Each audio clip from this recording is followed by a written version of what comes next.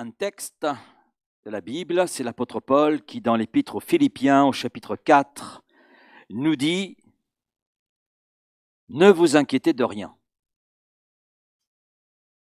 Je sais ce que vous pensez, vous avez envie de dire à l'apôtre Paul, c'est facile à dire. Mais c'est autre chose à vivre. Et pourtant il le dit, c'est une affirmation, ne vous inquiétez de rien. Mais en toute chose, faites connaître vos besoins à Dieu par des prières et des supplications avec des actions de grâce. Et la paix de Dieu qui surpasse toute intelligence gardera vos cœurs et vos pensées en Jésus-Christ. Oui, effectivement, dire « ne vous inquiétez de rien », c'est facile à dire. C'est facile à dire. Et pourtant, Paul n'hésite pas à l'affirmer. N'hésite pas à dire « ne vous inquiétez de rien ». Et Paul, c'est pas un surhomme. C'est pas un Superman. Paul n'appartient pas à la fiction. Paul était un homme exactement de la même nature que nous. Et étant de la même nature que nous, vivant sur la même planète, donc il a été placé devant des réalités auxquelles nous sommes aujourd'hui confrontés. Mais il fait néanmoins cette affirmation, ne vous inquiétez de rien. Et quand on est un peu familier avec la Bible, on s'aperçoit que Paul n'invente rien. Mais des années auparavant, c'est Jésus lui-même qui, dans le Sermon sur la montagne, Matthieu chapitre 6, versets 25 à 34, dira à 3 reprises « Ne vous inquiétez de rien ». Donc, c'est le verset 25, 31, 34. Donc, en fait, quelques années plus tard, Paul ne fait que reprendre ce que Jésus a enseigné, et Paul peut faire l'affirmation de Jésus tout simplement parce qu'il a expérimenté la réalité de ce que Jésus affirmait. Et le même appel nous est adressé cet après-midi. Ne vous inquiétez de rien. Alors l'inquiétude, c'est quoi?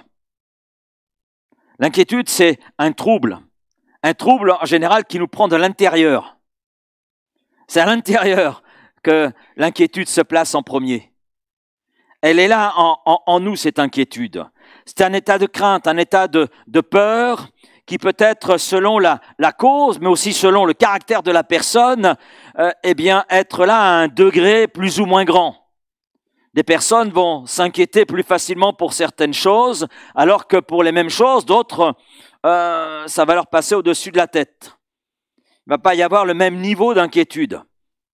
Mais une chose est certaine, c'est que l'inquiétude, c'est un phénomène commun à tous les êtres humains dans toute société. Il n'y a pas une société qui peut dire « mais nous ne connaissons pas l'inquiétude ». Non, elle est attachée à notre nature humaine.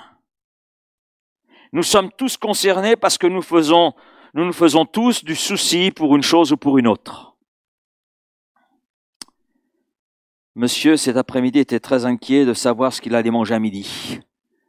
Que va me faire ma femme? Il y a des soucis de ce type, il y a des soucis plus importants. Et j'ai constaté que la vie en ce 21e siècle, quand je dis j'ai constaté, parce que j'ai lu certains rapports concernant le siècle dans lequel nous sommes, et il s'avère que les chercheurs, psychologues et autres disent que la vie en ce 21e siècle est l'une des plus stressantes qui existent. Et en lisant plusieurs rapports faisant mention de cette réalité, je dis mais c'est quelque part paradoxal. Pourquoi je dis cela? Si je compare la vie au siècle passé, si je regarde mes grands-parents avec aujourd'hui, mais il y a une avancée gigantesque, des progrès gigantesques, ne serait-ce que sur le plan médical, sur le plan scientifique, technologique. Je me souviens, avec nos filles à Raphaël, nous étions dans l'est de la France et on a visité le musée de l'UDF. Et il y avait des téléviseurs, il y avait des téléphones. Et à un moment donné, l'une de mes filles dit « Papa, c'est le téléphone que vous aviez quand vous étiez enfant ?» Oui, c'était le téléphone, vous savez, avec une manivelle. Alors je dis non, c'est celui-là, celui avec le... Vous savez, les trous là. Et, voilà. Donc, elles ont sorti leur téléphone. Elle dit, c'est quand même mieux aujourd'hui. Mais malgré toutes ces avancées technologiques, scientifiques, économiques, etc., qui normalement devraient réduire l'inquiétude dans le cœur de l'homme, eh bien c'est le résultat inverse qui se produit. On a le sentiment que plus on fait de progrès, plus l'inquiétude grandit dans les cœurs. C'est paradoxal. Ce qui veut dire que le progrès ne résout pas l'inquiétude, la solution n'est pas là. Alors pourquoi nous inquiétons-nous? C'est le deuxième point. Vous avez remarqué ce que dit l'apôtre Paul, mais en toute chose. Donc on s'inquiète pour toute chose. Toute chose peut être un sujet d'inquiétude, petite comme grande. Toute chose. C'est là que se trouve la source de l'inquiétude, toute chose. Alors on va mettre des noms à ce toute chose. On s'inquiète pour la situation économique actuelle. On s'inquiète de la situation politique désastreuse de notre pays. On s'inquiète au sujet de son état de santé. Quand la maladie frappe, l'inquiétude fait son apparition en général. Et selon la maladie, l'inquiétude prend plus ou moins de place, plus ou moins d'ampleur. On s'inquiète au sujet de son emploi. Il y a une inquiétude dans ce domaine qui grandit dans notre pays. On va voir d'ailleurs quelques sujets d'inquiétude chez nos contemporains dans notre pays tout particulièrement. On s'inquiète au sujet de son pouvoir d'achat. Ben oui, tout augmente. Mais les salaires n'augmentent pas autant que les produits qui augmentent autour de nous. On s'inquiète au sujet des enfants. Et puis quand on vieillit, on s'inquiète pour les petits-enfants. Etc. Donc tout peut devenir sujet d'inquiétude, la petite chose comme la plus importante, parce que ce qui est petite chose aux yeux des uns peut être importante aux yeux des autres. La perspective, contexte, caractère, ces paramètres font que ce qui peut être sujet d'inquiétude prend des proportions différentes selon les personnes. Alors je me suis penché un petit peu sur ce qui se passe en France. Nos contemporains vivent dans l'inquiétude. C'est les sondages qui montrent cette réalité. Et les derniers sondages, tout récents, au sujet de l'inquiétude en France, révèlent ceci.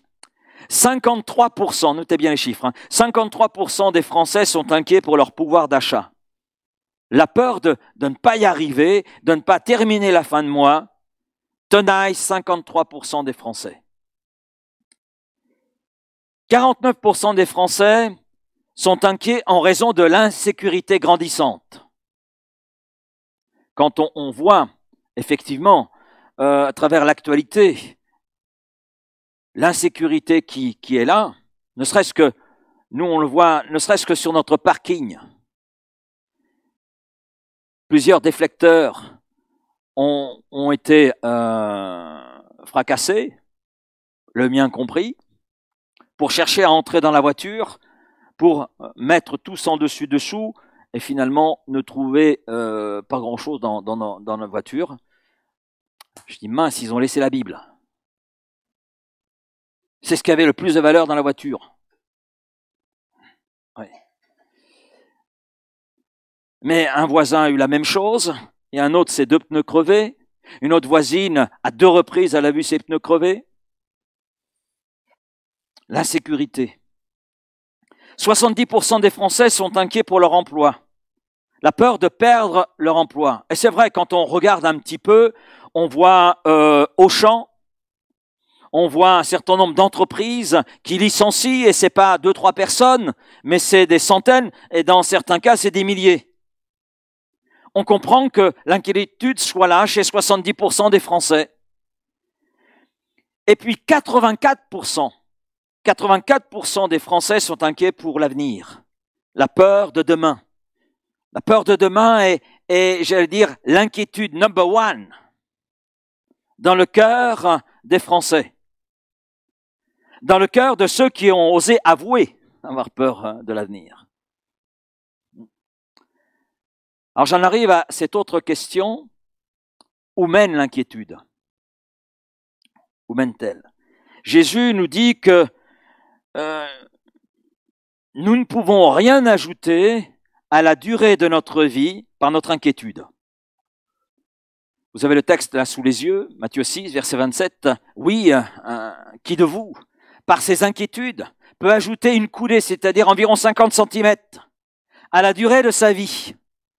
Mais 50 centimètres, c'est pas grand-chose. C'est pas grand-chose. Et on ne peut même pas ajouter ce grand-chose par nos inquiétudes. En d'autres termes, Jésus nous dit que l'inquiétude ne nous aide pas. Elle n'est pas la solution à ce qui est à l'origine justement de notre inquiétude. Pour simplifier, en un mot, Jésus nous dit que nous inquiéter, c'est inutile. D'ailleurs, quand on parle d'inquiétude, peut-être à notre épouse, à un voisin, que va-t-il nous répondre? À quoi ça te sert de t'inquiéter? À quoi ça te sert? Est-ce que ça change la situation? L'inquiétude conduit aussi à prendre des décisions qui bien souvent aggravent la situation et les résultats des décisions ne font finalement qu'accroître l'inquiétude. Je vais vous donner un exemple qui appartient à notre histoire d'ailleurs. Lointaine, mais le comportement, on le retrouve encore aujourd'hui. En 1873, il y a un paquebot qui s'appelle Atlantique. Ce paquebot a coulé parce que le commandant était inquiet du manque possible de charbon pour alimenter la chaudière faisant avancer le paquebot. Alors il a décidé de changer la direction prise par le paquebot pour aller se ravitailler en charbon. Parce qu'il était inquiet de cette possibilité d'un manque de charbon. Et pourtant, des membres de son équipage lui ont dit « Non, nous avons suffisamment, on peut faire le trajet, il n'y a pas de souci. Poursuivons, il y a ce qu'il faut. » Mais son inquiétude l'a conduit à dire « Je ne suis pas d'accord avec vous, c'est moi le commandant, donc nous changeons de direction. Nous allons dans telle direction et là, dans tel port, on va se ravitailler. » Changeant de direction, le commandant et son équipage ont été surpris par une tempête qui a été si violente que le bateau a coulé et 565 personnes sur ce bateau sont mortes. L'inquiétude de ce commandant l'a conduit à prendre une décision à l'encontre de son équipage et cette décision était une mauvaise décision. Et 565 personnes sont mortes. L'inquiétude conduit aussi à des crises de panique. Et cela peut conduire à perdre même le contrôle de nous-mêmes et être ouvert à tout et n'importe quoi. Et là, je vais vous donner un exemple biblique. La femme à la perte de sang, ça vous dit quelque chose pour vous qui êtes familier avec les évangiles? Elle est avec ce problème de santé depuis 12 ans. Son inquiétude est allée grandissante et elle a tout essayé. Sa souffrance était telle qu'elle est allée vers tous les médecins qu'elle pouvait consulter à ce moment-là. Elle a peut-être consulté des gens peu recommandables dans sa recherche effrénée d'une solution. Parce que l'inquiétude était telle par rapport à sa santé, son état, donc elle a cherché un petit peu partout. Et combien sous la domination de l'inquiétude ressemble à cette femme de l'Évangile. D'ailleurs, j'ai constaté que, en ce qui concerne la consultation de médiums, etc., ça suit le niveau d'inquiétude dans notre pays. Plus l'inquiétude est grande chez les Français, plus les Français consultent devins et autres. Plus ils s'ouvrent à tout et n'importe quoi. Puis l'inquiétude, ça rend malade. Et ça peut même aller plus loin. D'ailleurs, nous avons une expression qui traduit très bien les choses. L'expression « mourir d'inquiétude ». Mourir, ça veut bien dire ce que ça veut dire. perdre la vie. Et l'intensité de l'inquiétude, effectivement, peut conduire à la folie. À la folie. À un malaise cardiaque. Pour des personnes, l'inquiétude prend une telle ampleur qu'elles en étouffent.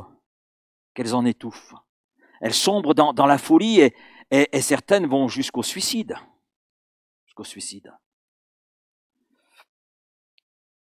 J'ai eu l'occasion de faire de la spéléo. Vous savez ce que c'est la spéléo? Non. C'est très intéressant. Très intéressant. Parce que vous pouvez rentrer dans des grottes qui sont magnifiques. Vous avez de l'espace.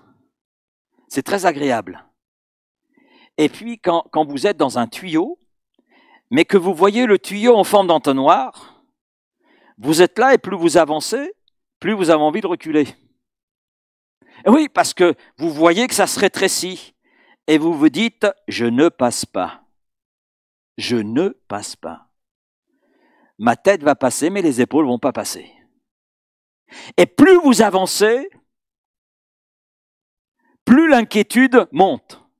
Je ne sais pas si vous avez eu l'occasion de faire la spéléo, hein, mais j'ai eu cette occasion et les sensations, c'est très intéressant. Voilà, c'est tellement intéressant que j'ai pas envie d'y retourner.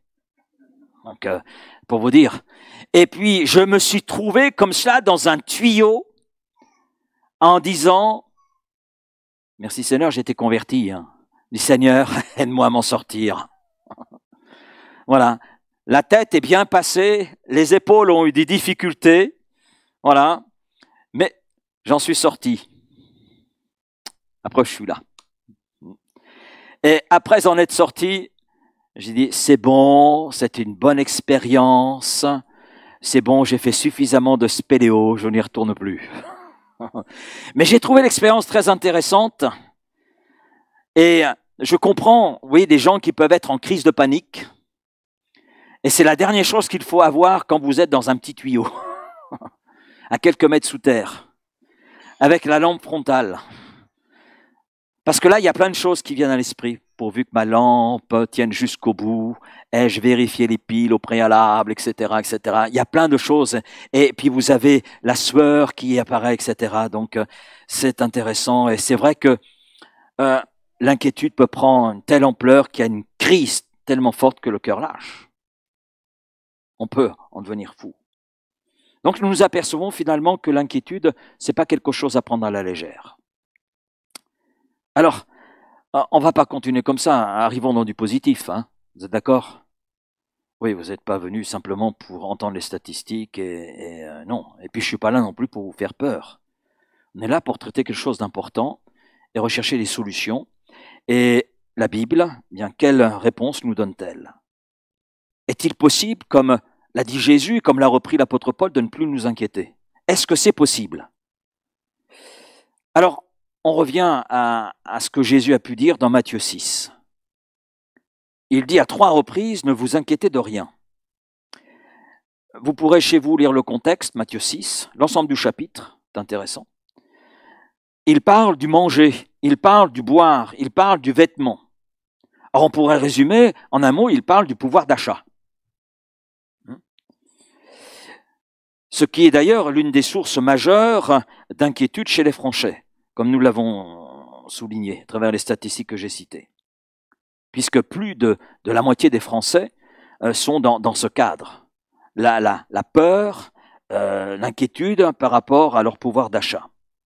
Et Jésus, comme réponse, alors les réponses de Jésus sont quelquefois déconcertantes. Et il nous demande de regarder les oiseaux. Il nous demande de regarder l'herbe. Il nous demande de regarder les lys. Allez, lequel d'entre nous se préoccupe de savoir ce que les oiseaux vont manger demain? Moi, je crois que nous sommes tous pareils. Vous êtes de mauvais écologistes. Oui. Est-ce que vous vous préoccupez de savoir si l'herbe des champs a des besoins? Est-ce que vous vous promenez en permanence avec votre arrosoir pour donner à l'herbe des champs de l'eau? Est-ce que vous avez dans votre poche quelques engrais pour donner à l'herbe le nécessaire? Non. Vous en préoccupez? Non, non. Même chose pour l'Élise des champs. Et Jésus nous dit, regardez ces choses. Elles manquent de rien. Les oiseaux ne manquent de rien. L'herbe, elle est là, elle a ce qu'il faut, puis à un moment donné, elle meurt. Le lys, il est magnifique, mais qui c'est qui l'a habillé? Il est beau. Il est là, puis après il disparaît. Et Jésus nous dit que Dieu est le créateur de ces choses. Dieu est le créateur, et en tant que créateur, il prend soin des oiseaux. Il s'occupe d'eux. Il pourvoit leurs besoins. D'une manière ou d'une autre, il pourvoit leurs besoins. Peut-être que nous participons. Parce qu'on a quelques miettes de pain, on a reçu du monde à table, on prend la nappe, on secoue la nappe à la fenêtre, les miettes s'en vont. Et les oiseaux se rassasient parce qu'ils sont là. Voyons le bon pain de campagne qui sort du four. Donc ils observent, on va peut-être avoir quelques miettes. Voilà. Mais ils ont le nécessaire pour vivre, pour être.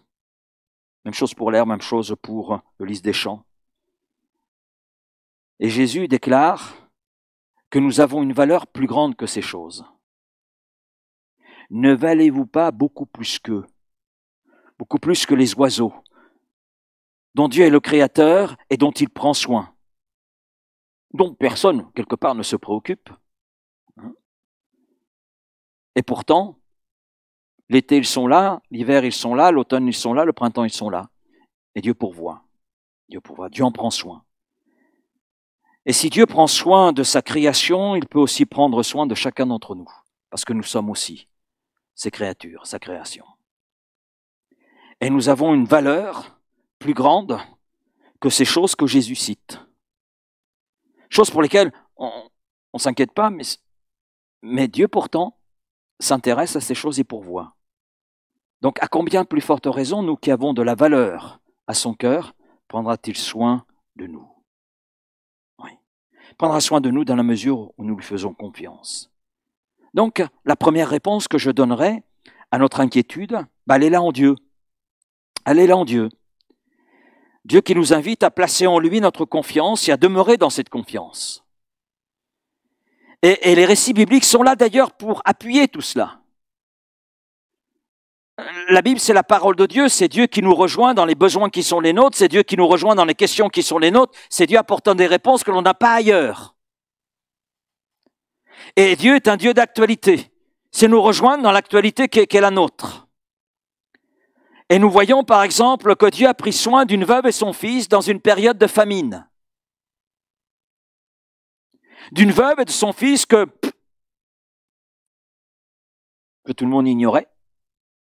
En plus, cette veuve, avec son fils, dans cette période de famine, voit arriver chez elle Élie le prophète.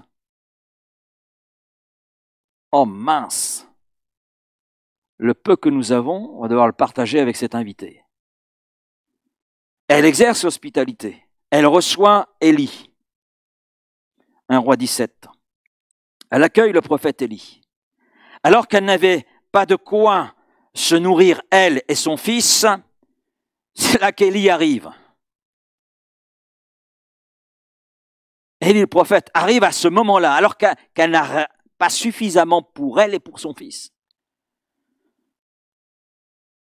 Il y a des hasards étonnants, mais des hasards bénis. Et comme l'a dit quelqu'un, et j'aime le dire, le hasard, c'est la signature de Dieu quand il veut rester dans l'anonymat, dans la discrétion. Et cette femme, eh bien, elle a placé sa confiance en Dieu. Et le texte biblique montre la grandeur et le soin de Dieu pour elle, son enfant, mais aussi pour Élie, alors qu'elle exerçait l'hospitalité avec rien. 1 Roi 17, verset 15, elle alla et elle fit selon la parole d'Élie. Et pendant longtemps, chaque mot a son importance, il n'est pas dit pendant un certain temps, pendant longtemps, elle eut de quoi manger, elle et sa famille, aussi bien qu'Élie. la farine qui était dans le pot ne manqua point, et l'huile qui était dans la cruche ne diminua point, selon la parole que l'Éternel avait prononcée par Élie.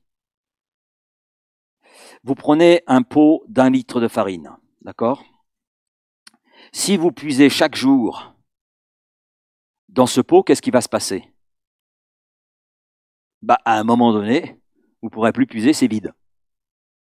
Si vous prenez 1 litre d'huile, que vous versez de l'huile tous les jours pour faire un gâteau, un pain, etc., qu'est-ce qui va se passer? L'huile va diminuer. Alors là, imaginez la scène. Cette femme, dans son pot de farine, prend chaque jour la farine, mais le pot reste plein. Elle prend l'huile nécessaire, mais la bouteille reste toujours pleine. Comment appelle-t-on ça? Une démonstration de l'amour et des soins de Dieu pour ces créatures qui placent en lui leur confiance. Et ce n'est pas un témoignage isolé dans la parole de Dieu. Parce que Dieu n'a pas changé, et ce qu'il a accompli hier en faveur de cette femme, de son fils, et de cet invité, pour qui elle exerçait l'hospitalité, eh bien, il est capable, dans son amour, dans sa puissance, dans sa compassion, de renouveler encore cela. Et il le renouvelle pour tous ceux qui placent en lui leur confiance. Et cela pour les choses de la vie quotidienne. Parce que cette femme, c'était un problème de pouvoir d'achat. Dans un temps, en plus de famine. Que pouvait-elle faire? Il n'y avait aucune aide sociale à ce moment-là. Rien. Mais Dieu a pourvu, parce qu'elle a placé sa confiance, donc, en Dieu. Dans le Dieu qu'Élie lui a présenté et lui a témoigné. Tu t'inquiètes pour ton pouvoir d'achat, tu t'inquiètes pour les choses de ton quotidien, mais fais confiance à Dieu, parce qu'il pourvoira à tes besoins. Et on pourrait vous donner un témoignage avec Raphaël combien Dieu a pourvu dans notre besoin. Ouais. Dans des choses, des fois, qui nous ont étonnés. Nous avons 4 filles. La deuxième a réussi à faire perdre patience à son père. Elle voulait des chaussures. Elle voulait des chaussures. Des chaussures rouges. Style petite bottine. Rouges. Et des Betty Boop. Voilà. Le choix était très précis. Je pense que j'ai fait tous les magasins qu'il était possible de faire. Dans le dernier, je ne suis même pas rentré dans le magasin, j'ai attendu à l'extérieur. Je n'en pouvais plus. Et puis, on est rentré à la maison, bredouille, parce qu'on n'a pas trouvé les bottines rouges Betty Boop. Voilà. Et puis, nous avons dit à notre fille, écoute, si tu tiens vraiment, je veux des bottes comme ça, prie le Seigneur. Prie le Seigneur. Il n'y en a pas dans les magasins. Le lendemain, nous nous rendons à l'église. Une sœur de l'église dit à ma femme, j'ai fait le ménage dans les chaussures de mes filles. Il y a une paire de chaussures toutes neuves que ma fille n'a jamais mises. Est-ce que ça intéresserait ta fille? Elles sont du même âge, même taille. Voilà. Ma femme ouvre le sachet. Vous savez ce qu'il y avait dedans? Donc, ma deuxième a eu ses bottines rouges Betty Boop. Voilà.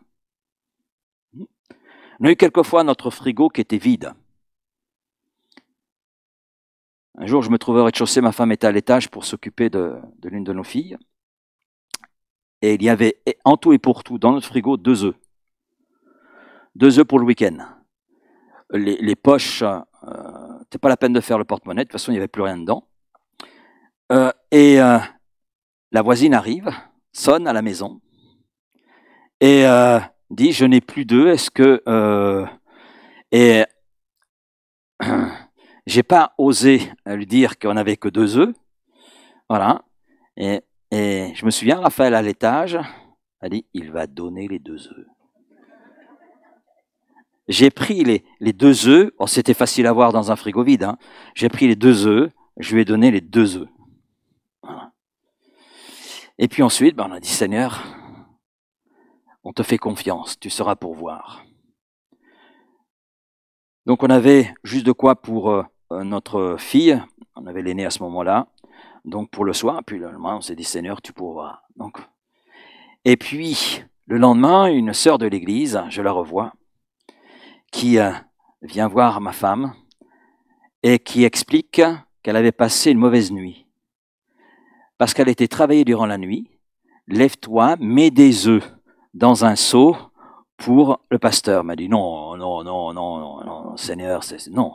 Et elle trouvait ça tellement ridicule que c'est devenu tellement fort. De toute façon, si elle n'exécutait pas, elle n'aurait pas dormi. Donc, elle a rempli un seau avec des œufs. Et le lendemain, elle est arrivée, elle était toute gênée, elle nous a donné des œufs. Voilà. Seigneur sait prendre soin de ceux qui lui font confiance.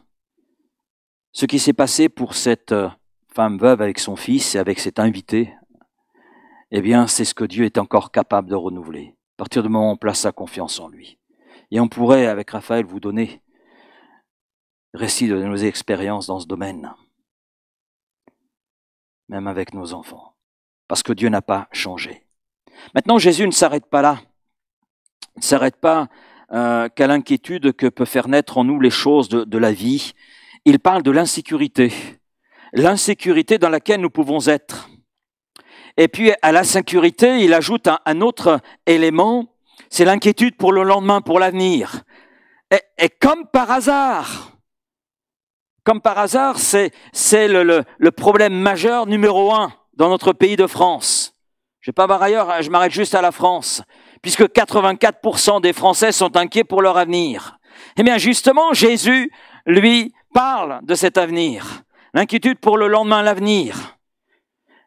Et il sait que c'est l'une des inquiétudes majeures dans le cœur de l'homme.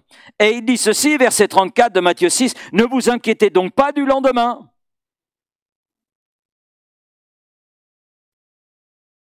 Vous le connaissez le lendemain? Non, hein? Non.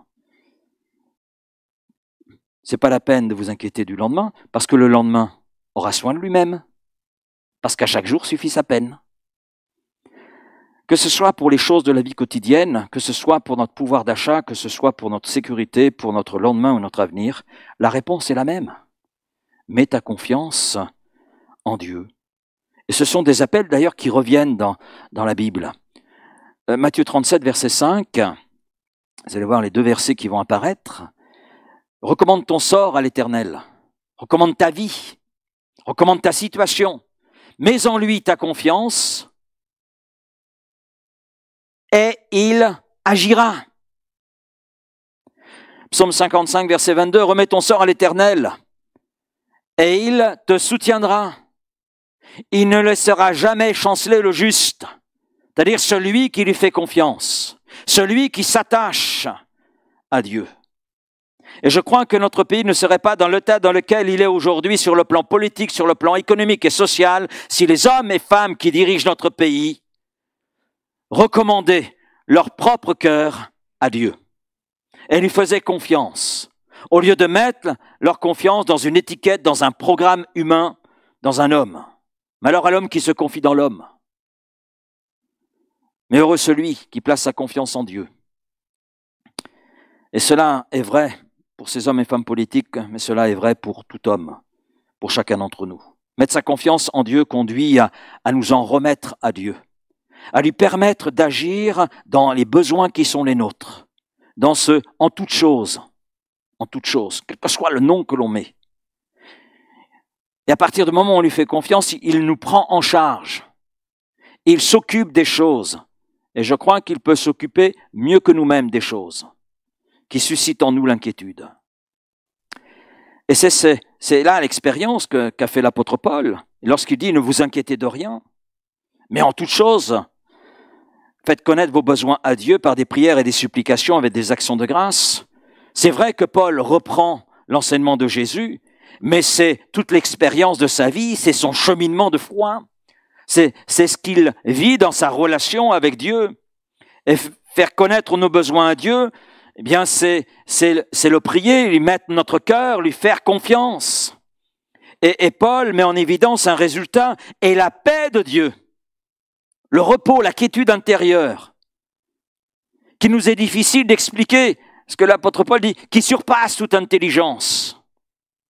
Eh bien, cette paix-là gardera vos cœurs et vos pensées en Jésus-Christ.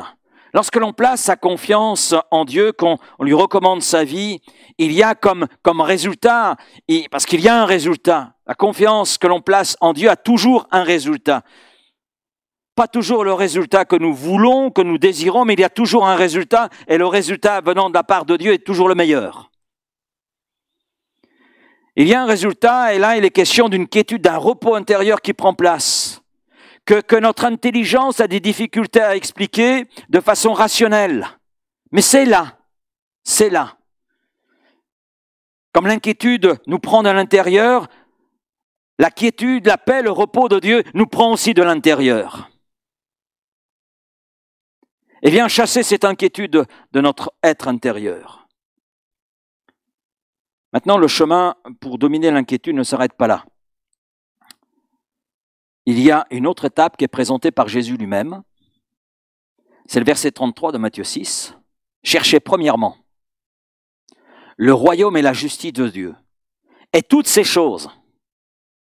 En fait, l'apôtre Paul, en disant toutes choses, reprend ce que Jésus a pu dire. On retrouve toutes ces choses. Et toutes ces choses. Mais quelles choses ? Le contexte nous montre le manger, le boire, la sécurité, la peur du lendemain, etc. Toutes ces choses. Tout cela vous sera donné comme un plus, par-dessus, ce que venant de Dieu. Nos inquiétudes ont naturellement pour source ce qui appartient à ce monde, ce qui est attaché à ce monde, la nourriture, le vêtement, notre pouvoir d'achat, notre sécurité, notre famille, notre emploi, etc.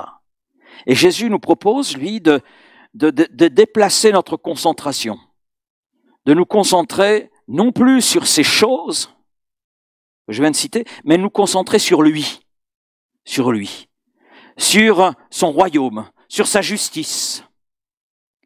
Et à partir de là, tout le reste, eh bien, se mettra en place dans nos vies.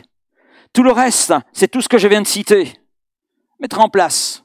Le royaume de Dieu, c'est avoir confiance en Dieu et marcher sur l'exemple de Jésus-Christ, qui est le chemin justement qui nous conduit dans la connaissance de Dieu le Père, qui est la vérité sur laquelle on peut prendre appui, sur laquelle on peut compter, qui ne fera jamais défaut si on place notre confiance en Dieu. Et il est la vie, celui qui va au-delà de ce qui est terrestre, celui qui est capable d'apporter ce que nul homme ne peut nous apporter, ce que le monde ne peut pas nous apporter. Et qui est seul capable d'ailleurs de nous apporter cette quiétude concernant notre lendemain, notre avenir. Parce que la vie, qui est celle de Christ, c'est la vie éternelle. C'est la vie éternelle. C'est lui qui a vaincu la mort. Il est revenu à la vie, il est ressuscité. Et il constitue les prémices de ceux qui placent leur confiance en lui. Si je dois mourir demain, c'est pas un problème. Je meurs à la vie de ce monde. Mais j'entre dans l'héritage qui m'était promis, la vie éternelle. Et ça, c'est quelque chose. C'est quelque chose, oui, qui dépasse notre intelligence, c'est sûr. Mais c'est un bien précieux. La justice, ça signifie tout simplement être dans une relation juste avec Dieu, honnête avec Dieu, et cela par la foi.